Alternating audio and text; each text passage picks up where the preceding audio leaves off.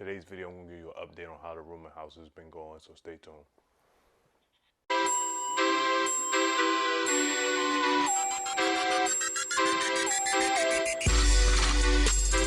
I just got that money swag. How y'all doing? This is Nick, and the rooming houses have been going okay. For those people, rooming houses where you take a house, usually take out the living room and the dining room. You usually don't give them too many common areas to hang out in because spending more time with people that in a confined area usually leads to more disagreements. So you would take the living room and the dining room, and you would turn those into bedrooms, of course, if it's proper zoning and everything. So instead of renting the house to like one family, you would take that 3-bedroom house, add those 2 extra rooms, and rent out those 5 rooms, and then you take care of the utilities and you collect rent for the room. So that's what a rooming house is. In this update, the rooming houses haven't been going that well. Baltimore, it's kind of difficult to evict people out of rooming houses for non-payment, and right now it's a pandemic too. So like we wouldn't even really think about evicting anybody, but the tenants know that, I think, and they haven't been paying because a lot of people were able to get the unemployment insurance, and even when that kicked in, people didn't pay. So it's just kind of tough right now, but I'm still looking for another rooming house. As you guys can see, this is another house. I gotta say, man, this house was funky dunky. Boy, you go in there, it's just funky. But this is a rooming house. This house is separated into 9 rooms. There's about, we're trying to see if we can get $400 a month out of these rooms.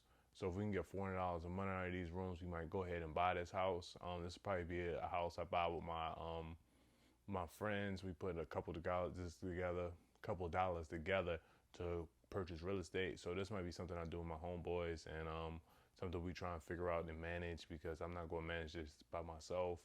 But if I get some help, I'll manage now, because 9 rooms is a lot to manage. Problems with this property right now is dope fiends in there. The one tenant or whoever showed us the house basically said, like, yeah, the people was doing dope fiends, and how the lady was moving, it looked like she might have been not dealing, about to, smoke some dope, you know what I mean? And that's a real thing, real life. But the tenants in there are paying like $200. So if we raise the rent, because the standard rate for Baltimore is probably like 500. So if we raise the rent to $400, that'll probably kick most of them out because they wouldn't be able to afford it, and we would get the room delivered to us vacant, because no dope, no dope in our rooming houses, no dope and no drugs, none of that. None of that. You gotta get your life together before you come rent for me. I'm not an addiction counselor, and sorry to say, I know eviction is a tough thing, but that's something you gotta deal with on your own. You know what I mean? I'm not dealing with people in that situation. So yeah, so this is a rooming house, and it needs some work. It would probably, depending on, it might have some foundation issues. There's an oil tank that needs to be removed. Wiring and all that stuff doesn't look up to code. So if we could just deep clean the carpets, and it doesn't need everything that I think it might need. It might take like $6,000 to fix this house up. If it needs everything, it might be like 11 or 12. So it's just a big gap, because some of the wiring's up to not looking up to date, but it might be up to date. But the good thing about this house is, as you guys are gonna see, is that there's 2 furnaces in this house, so it's actually legally a duplex. So if we like it, we could just separate it and rent it out back into 2 apartments, which wouldn't be as lucrative as doing it as a rooming house, but it's an option. There's more than one way to skin a cat, for real. So that's something that we're looking at, something we're looking to do. The other 2 rooming houses, they're doing okay. It's kind of hard to get tenants in there, because people can't get evicted or put out right now. No one's really looking, and because since you can, especially they just put a new eviction moratorium out there, you can't put nobody out.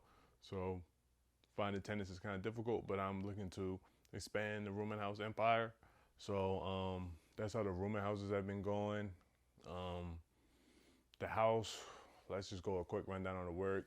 maybe new carpets. Bathroom needs some updates. Furnace doesn't look up to code. Um, might need some concrete work in the basement. Take out that oil tank. That's going to be probably like $800 to take that out. The panel box look kind of new, so that's a plus. Structurally, everything look okay. The only thing I'm worried about is the downspout was not on the outside of the house. And if the downspout's not on the outside of the house, you're gonna have water running against the front of the house and running against the foundation. And depending on how long that's been, that could be a problem. Might have some foundation issues. So to do that, you need a structural engineer to really verify if there's any structural issues. But you could look at it and see what's going on for real. But that's it on the rooming house update. If you guys want any more in-depth information, let me know. Rooming houses are doing about the same. Rents haven't dropped or anything. A little bit more difficult to find tenants and harder to put tenants out, or you can't put tenants out. So you gotta kind of do a lot more due diligence up front. Lots of people would probably tell you to lower rents. I would say see if you can raise them up a little bit to get people who are more flush with cash to rent your room. So like if you're renting for 500, maybe bump it up to 525 or 550. So the person that you get is somebody who can handle that much, and if something happens and their job cuts back or whatever, you can drop it down to 500. But look for people who the $500 isn't their max.